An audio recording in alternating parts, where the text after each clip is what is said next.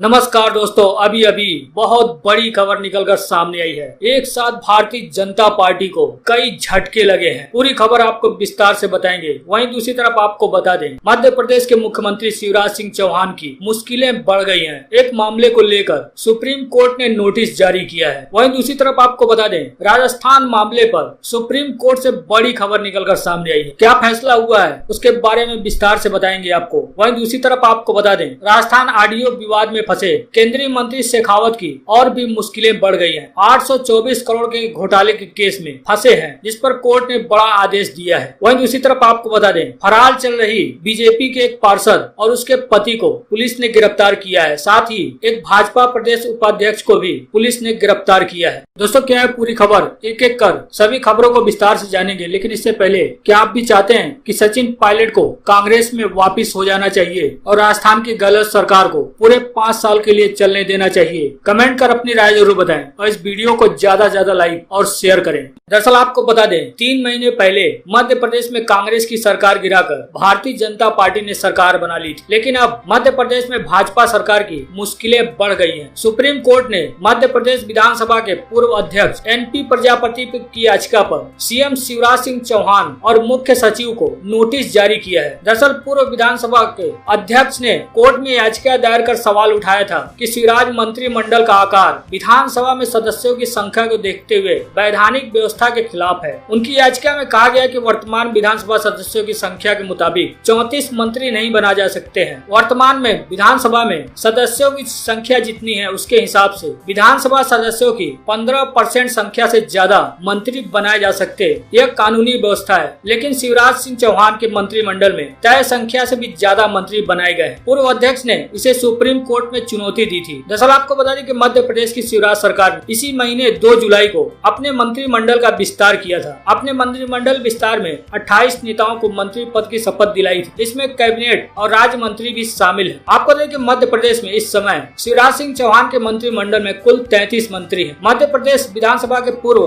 अध्यक्ष एनपी प्रजापति की इस याचिका पर सुप्रीम कोर्ट ने राज्य के सीएम शिवराज सिंह चौहान और मुख्य सचिव को नोटिस जारी किया है। अगर सुप्रीम कोर्ट पूर्व अध्यक्ष के याचिका पर सहमत हो जाता है तो मंत्रिमंडल में जितने भी मंत्रियों की संख्या मौजूद है, जिसमें विधायकों की संख्या के 15% के आधार पर गणना की जानी चाहिए, तो फिर शिवराज सिंह चौहान को अपनी परिषद से कम 4 मंत्रियों को निकालना होगा। अगर ऐसा हुआ तो मंत्री पद से हटाए गए मंत्री नाराज भी हो सकते हैं और टूट फूट की भी आशंका बढ़ सकती है। जैसा कि आपने कई बार देखा होगा, विधायकों को नेताओं को पद न मिलने और पद से हटाए जाने के बाद वो पार्टी बदल लेते हैं और इस मामले में भी इस बात की आशंका बढ़ सकती है। बढ़ते हैं अगली बड़ी खबर की तरफ। आपको बता दें कि राजस्थान के ऑडियो क्लिप विवाद मामले में केंद्रीय मंत्री गजेंद्र सिंह शेखावत का नाम आने के बाद अब उनकी और मुश्किलें बढ़ गई हैं। 824 करोड़ के घोटाले के केस में फंस गए हैं। इसको लेकर कोर्ट ने बड़ा आदेश दिया है। दरअसल आपको बता दें कि राजस्थान के ऑडियो क्लिप विवाद में आरोप लगने के बाद केंद्रीय मंत्री गजेंद्र सिंह शेखावत अब एक और मुसीबत में फंसते नजर आ रहे हैं। जयपुर की कोर्ट ने एक और मामले में केंद्रीय मंत्री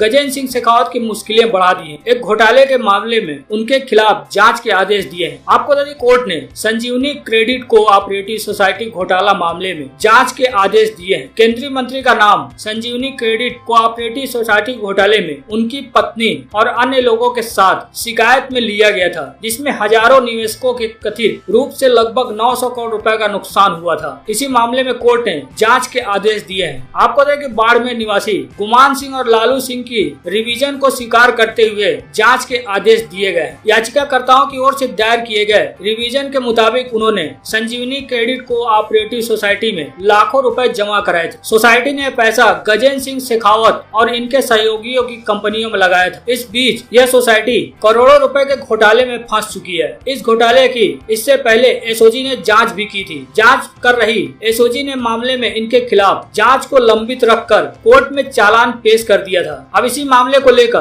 गुमान सिंह और लालू सिंह ने कोर्ट में रिवीजन प्रार्थना पत्र लगाया था। इस प्रार्थना पत्र पर सुनवाई के बाद कोर्ट ने केंद्रीय मंत्री शेखावत के खिलाफ जांच के आदेश जारी किए हैं। ये कोई छोटा मोटा घोटाला नहीं है, 824 करोड़ का घोटाले का केस है। इसमें केंद्रीय मंत्री शेखावत की मुश्किलें बढ़ गई हैं, जिसको लेकर कोर्ट ने जांच के आदेश दिए हैं। आपको बता दें कि इससे पहले केंद्रीय मंत्री शेखावत पर राजस्थान में चल रहे सियासी संग्राम के बीच राजस्थान के मुख्यमंत्री अशोक गहलोत के खेमे की ओर से जारी किए गए एक ऑडियो क्लिप में विधायकों की खरीद और फरोख्त करने के आरोप लगे थे। इस मामले में सरकार के मुख्य सचेतक जोशी ने एसओजी में मामला दर्ज कराया था। जो ऑडियो क्लिप जारी किया गया था, उस ऑडियो में हो रही बातचीत में 3 लोग शामिल हैं। इनमें एक आवाज कथित तौर पर केंद्रीय मंत्री गजेंद्र सिंह की बताई गई है। हालांकि इस मामले को लेकर एसओजी जांच कर रही है और एसओजी ने मोदी कैबिनेट के मंत्री गजेंद्र सिंह शेखावत को पूछताछ के लिए नोटिस भी भेजा है। बढ़ते हैं अगली बड़ी खबर की तरफ। राजस्थान मामले को लेकर सुप्रीम कोर्ट ने आज सुनवाई की है। सुनवाई करते हुए सुप्रीम कोर्ट ने बड़ा आदेश जारी किया है। आपको बताया कि राजस्थान में जारी सियासी घमासान में हर रोज नए मोड़ देखने को मिल रहे हैं। राजस्थान विधानसभा अध्यक्ष सीपी जोशी की याचिका पर आज सुप्रीम कोर्ट में सुनवाई हुई है। इस सुनवाई के दौरान जोशी के पक्ष में वकील सिब्बल ने सुप्रीम कोर्ट के एक फैसले का जिक्र करते हुए कहा,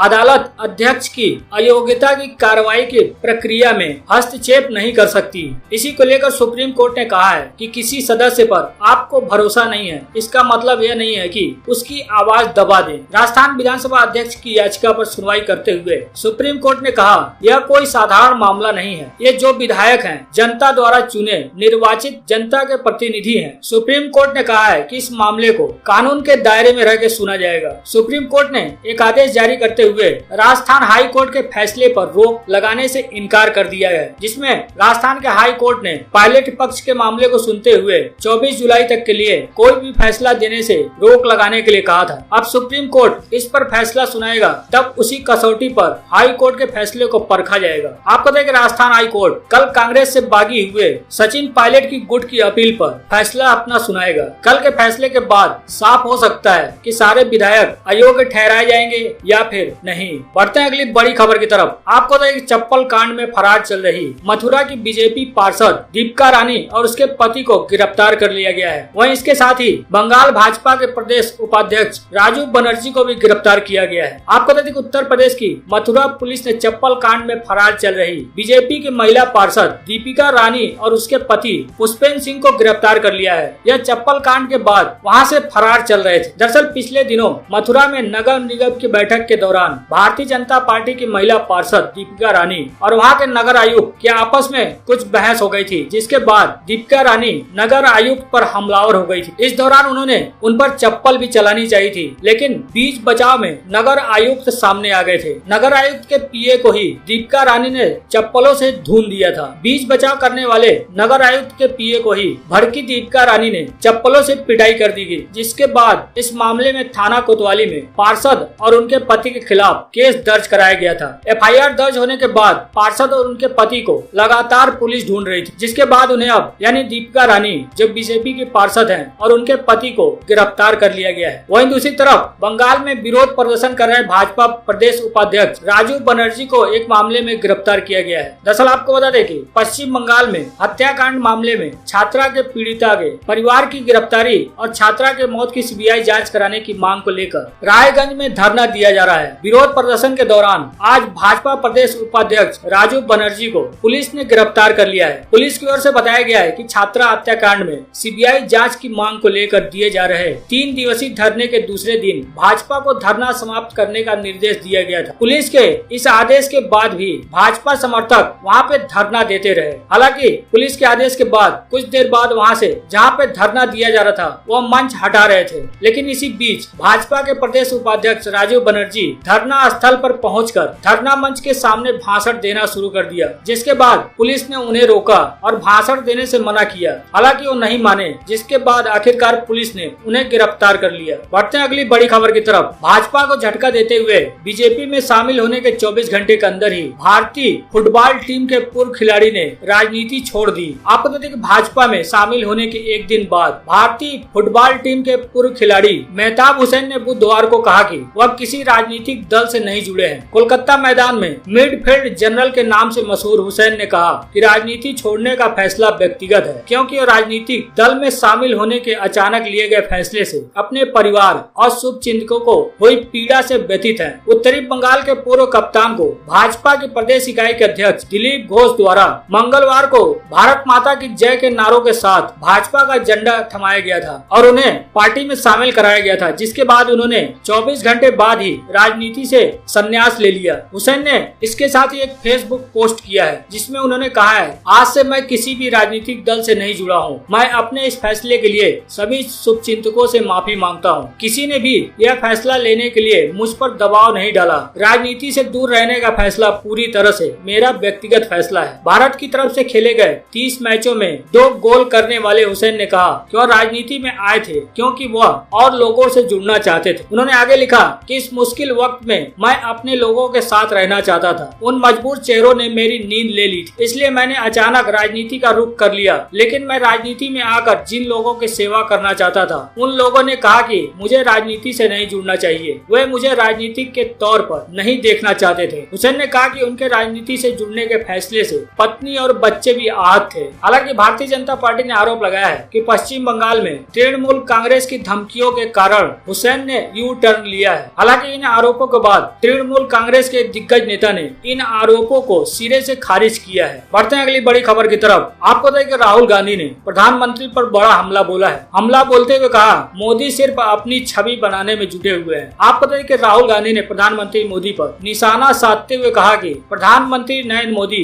100% अपनी छवि बनाने पर केंद्रित है। साथ ही संस्थान जिनके अधिकारों को छीन लिया गया है वह इस कार्य को करने में व्यस्त। राहुल का कहना है कि एक व्यक्ति की छवि एक राष्ट्रीय दृष्टिकोण का विकल्प नहीं है। चीन के मामले पर बोलते हुए उन्होंने कहा कि चीन से निपटने के बारे में हम सोचते हैं तो अगर आप उनसे निपटने के लिए मजबूत स्थिति में होना चाहिए, तभी आप काम कर पाएंगे, उनसे वो हासिल कर पाएंगे जो आपको चाहिए, और यह सचमुच किया जा सकता है। लेकिन अगर चीन ने कमजोरी पकड़ ली तो फिर एक गड़बड़ है। राहुल ने कहा कि आप बिना किसी दृष्टिकोण के चीन से निपट नहीं सकते। मैं केवल राष्ट्रीय दृष्टिकोण की बात नहीं कर रहा हूँ, मेरा मतलब अंतर्राष्ट्रीय दृष्टिकोण से है। उनका कहना है कि भारत को वैश्विक दृष्टिकोण अपनाना ही होगा। भारत को अब विचार बनाना होगा जो वैश्विक विचार हो। राहुल ने कहा कि बड़े स्तर पर सोचने से ही भारत की रक्षा की जा सकती है। चीन के साथ सीमा विवाद है और इसका हमें समाधान करना है, लेकिन हमें अपना तरीका बदलना होगा, हमें अपनी सोच बदलनी होगी। उनका कहना है कि हम 2 राह पर खड़े हैं। एक तरफ हम जाएंगे तो कामयाबी मिलेगी और दूसरी तरफ जाएंगे तो